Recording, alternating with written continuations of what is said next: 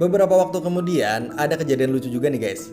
Tanpa sengaja, Jules mengirimkan email makian pada ibunya karena sering cuek.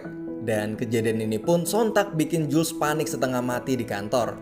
Dan karena nggak ingin ibunya shock dan penyakit jantungnya itu kambuh, Jules pun akhirnya meminta bantuan pada Ben dan kawan-kawannya agar email itu jangan sampai terbaca oleh ibunya. Dan akhirnya tercetuslah sebuah ide untuk menyusup ke rumah ibunya Jules itu. Lalu membuka laptop ibunya dan menghapus email hinaan tadi. Tak lama berselang, Ben dan kawan-kawan langsung meluncur ke rumah ibunya Jules itu untuk beraksi.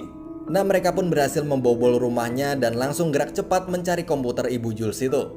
Nah, aksi ini pun semakin menegangkan seiring alarm anti malingnya berbunyi keras hingga mereka kelabakan. Dan beruntungnya, Ben dan kawan-kawan akhirnya berhasil menemukan laptop ibunya Jules itu dan langsung menghapus email ngaconya itu. Untuk merayakan keberhasilan Ben dan kawan-kawan itu, Jules pun mengajak mereka ke bar untuk seru-seruan dan minum sepuasnya. Dan gara-gara itu, Jules pun mabuk berat sampai muntah di tempat sampah.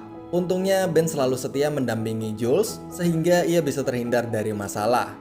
Nah, setelah itu Ben pun meluangkan waktunya untuk berkencan dengan Fiona hingga akhirnya mereka pun resmi berpacaran. Waktu pun terus berjalan dan suatu ketika Jules meminta tolong kepada Ben untuk mengantarkan anaknya ke pesta ulang tahun temannya. Karena Matt atau suaminya si Jules itu sedang gak enak badan. Dan begitu tiba di pesta, tiba-tiba anaknya Jules itu juga kurang enak badan juga.